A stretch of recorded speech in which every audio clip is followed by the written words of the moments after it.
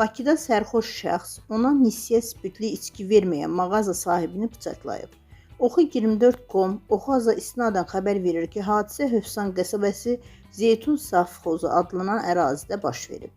Qəsəbə ərazisində məskunlaşan Bakı Baş Səhiyyə Mərkəzində fəhlə işləyən Hamlet Ağayev axşam saatlarında məhəllələrində yerləşən mağazaya gəlib.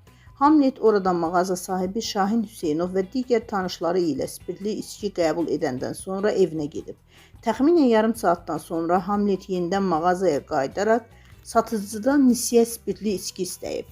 Mağaza müdiri olan Şahin ona spirtli içki verməyib. Bundan əsəbləşən Hamlet evinə gedərək bıçaq götürüb geri qayıdıb. O bıçaqla mağazaya daxil olaraq satıcıdan araq tələb edib. Bunu görən mağaza sahibi onu şillə ilə vurub. Mağazadan çıxarıb.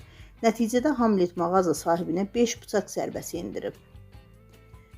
Yaralı xəstəxanaya yerləşdirilib. Keçirilən əməliyyat tədbirləri nəticəsində şübhəli bilinən Hamlet saxlanılıb. Məhkəmənin hökmü ilə Hamlet Ağayev 6 il 6 ay azadlıqdan məhrum edilib.